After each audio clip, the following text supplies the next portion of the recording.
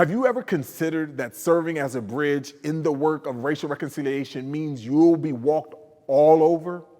It's a painful truth to come to grips with. Reconcilers aren't just concerned with winning arguments or settling issues. They are actually want to bring people together. And this conviction, this calling has led my friend Bryan Loritts to stay in majority white spaces even when it's hard. Join us today for a conversation you won't want to miss. Welcome to a podcast about disciple making in the public square, where we talk about everyday issues from a biblical and balanced perspective. This is where life exists. What's up, everybody? We are here for another episode of Where Life Exists. I am here with Dr. Bryan Loritts, teaching pastor at the Summit Church in Raleigh, North Carolina. He is also a good friend of mine. We vacation together, and it is always a good time to hear his perspective on why he stays, and we're going to continue in this series. So what's up, Bryan? How you doing? It was more like a staycation, Dahadi, but we had a blast with you guys. Good to be with you, brother. Yes, it was. But it was enjoyable. I love, the scenery and the engagement that we were able to have during that time. Yep. I would love to hear your perspective on the subject matter of why I stay. So first of all, let me just kind of begin with asking you the question of how did you get a part of white evangelical spaces? Yeah, I think my story is somewhat unique in that I was born into it, Dahadi. Even though I grew up in the Black church, my parents were a part of what's now known as Cru. Back then it was called Campus Crusade for Christ. So, man, I grew up going to, hear my dad speak at their events, Christmas conferences, summer staff trainings. He'd take me with him on trips to college campus events. So that was kind of my life growing up.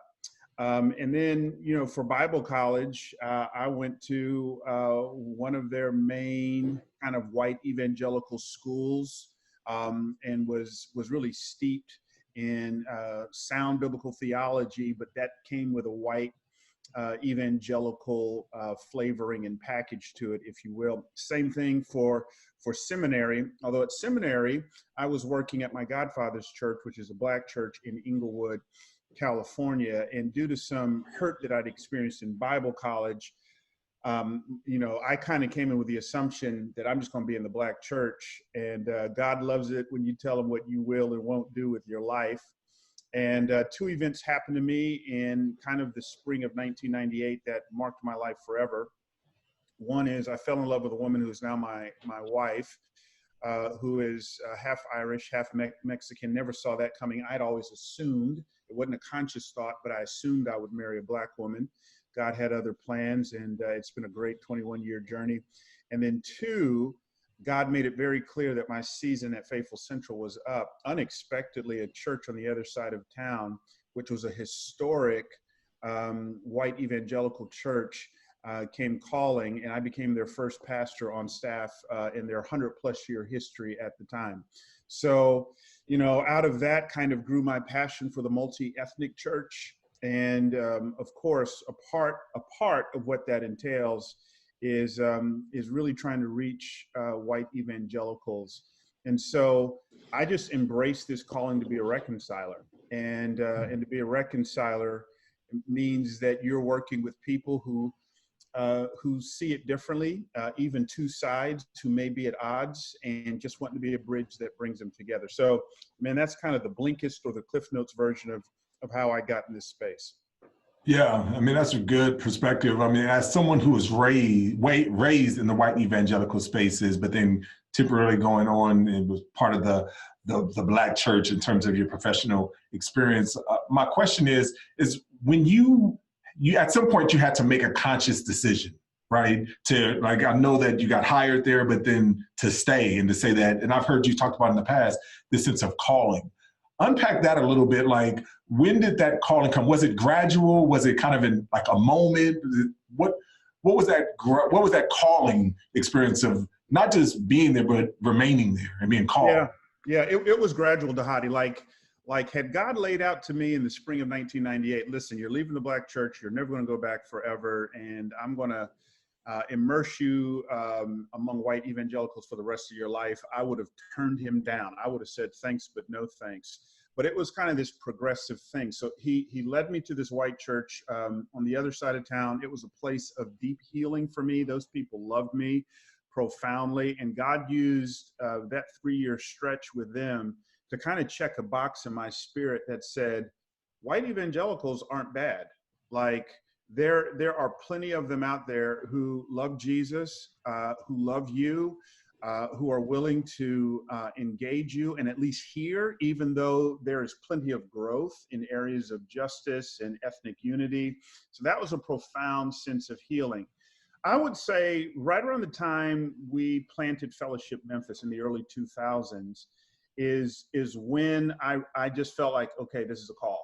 Like this is God calling me. But I don't know how it is with you or others, Dhati. Like, I checked that box mentally, but in my heart, it took me a couple more years to actually embrace it. Because a part of what this means being in this space is, as a black man, your blackness is being questioned. And there's other African Americans who are specifically called to the African American community, praise God, but who want to normalize their call, which should be everybody's call, who they consider to be black and in vocational ministry. So, you know, I kind of always got this sentiment of, man, when are you going to come back home? When you going to actually come to our side? And, you know, of all the black people that you could be influencing.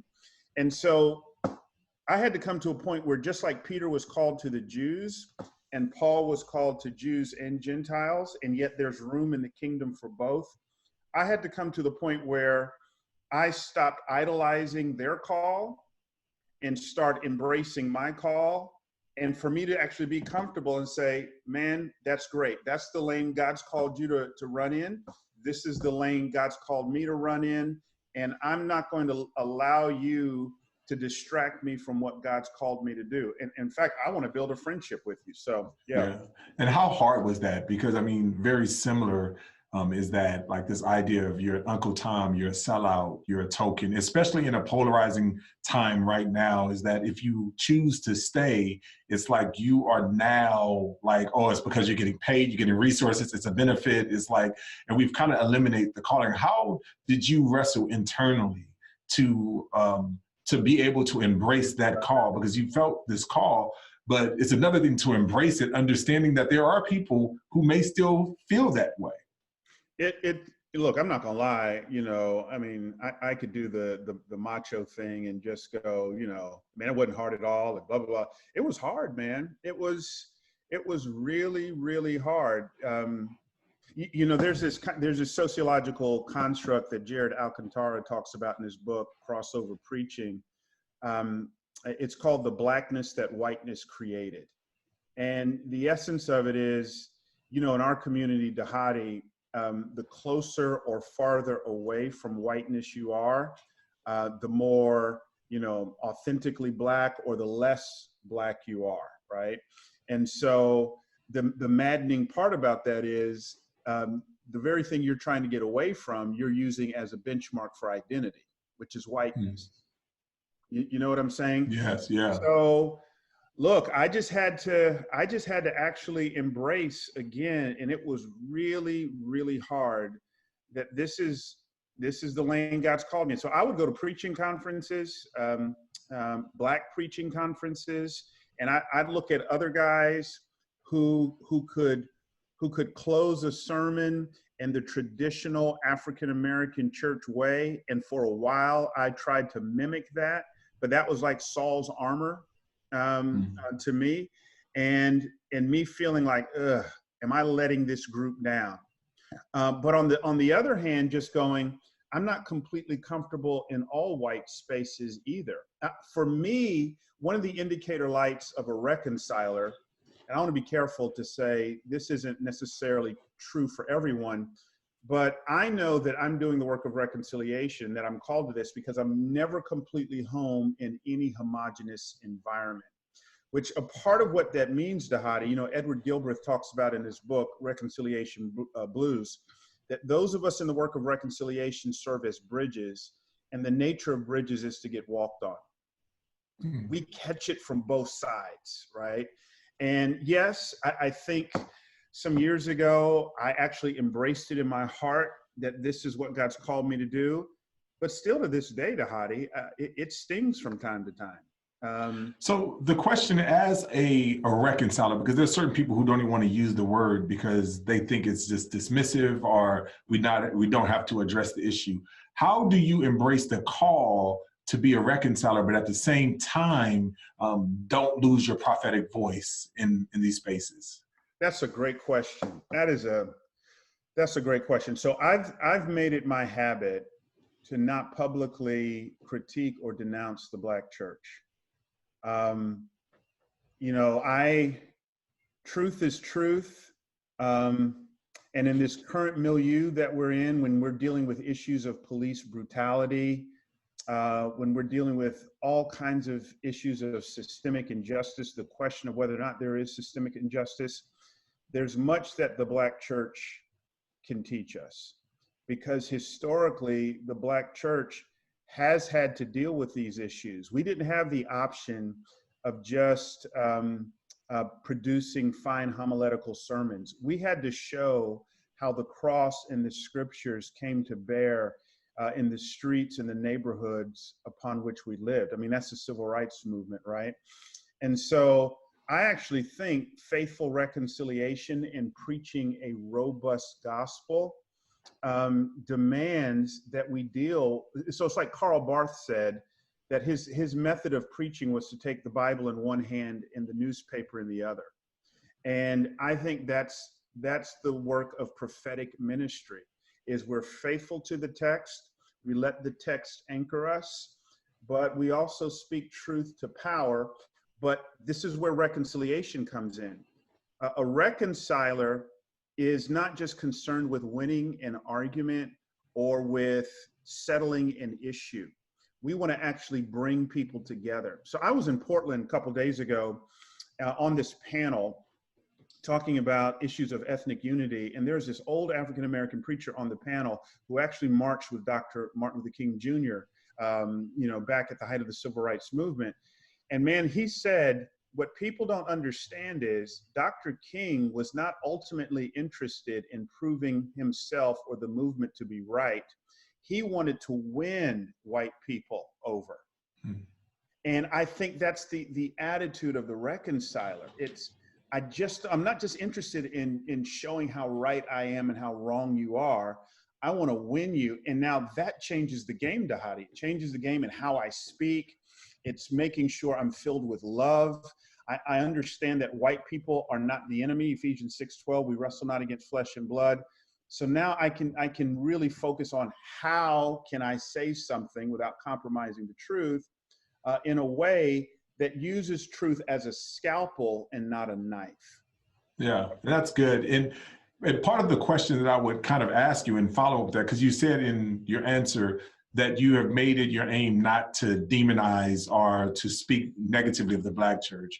The question, the flip side is that when we are in these white evangelical spaces and organizations, that the problem is that we're not able to speak prophetically to the white church, right? Because they're either paying our paycheck or they're, you know, this, whatever it is of how we've kind of gotten, or the way the case is stated. So the question, like in a different way, would be, how do you speak prophetically to the white church in these spaces? If you feel like change needs to happen, how do you go about doing that?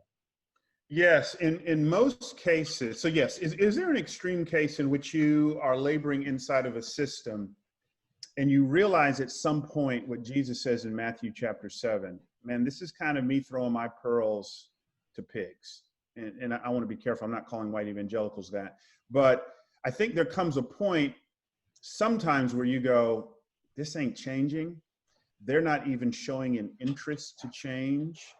And this is insanity for me to keep doing the same thing with the same results. So at that point, I think you need to be able to say, I got to shake the dust off my feet, as Jesus says in Matthew 10, and maybe move to another system. In most cases, though, Dahadi, the issue is not whether or not that organization or entity wants to change. The issue is sometimes you get people who push too hard, too fast, right? And that's why I'm saying we need we need pastors more than we need prophets. A prophet walks into town, punches you in the mouth with the truth, leaves you bleeding, and then goes somewhere else.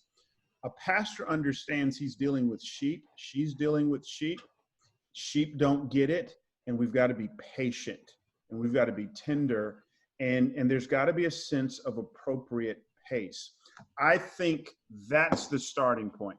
The average young minority in white evangelicalism is far too impatient and far too prophetic to bring about the kind of change that needs to be made. So for those who are saying we've been waiting for years and years and years after years and years, I mean, you go throughout again. They said, "Be patient, be patient, be patient." You wrote a book on the Birmingham letter, with white evangelicals telling Dr. King to be patient. In the last few minutes or a couple minutes that we have, one, is that a valid argument for us to continue to be patient? And what does patience look like in the way, and how would you differentiate what the words of what they were telling King in the Birmingham jail and prison and what you're talking about in patient? And then secondly, I just really want you to kind of land the plane with telling us, why do you stay? And if you could just kind of answer those two and then take us home. Yeah, so I would put King's letter from a Birmingham jail, which is his response to 10 white clergy who wrote an open letter in the spring of 1963 when the Birmingham campaign was kicking off. That's in a completely different category, right? I mean, that's clear systemic injustice where African Americans are drinking out of inferior water fountains. There's discrimination in public transportation, parks, the whole nine. To me, that's a no-brainer. We're not looking for patience on that. And even King's means, though, was a loving way as far as nonviolence, right?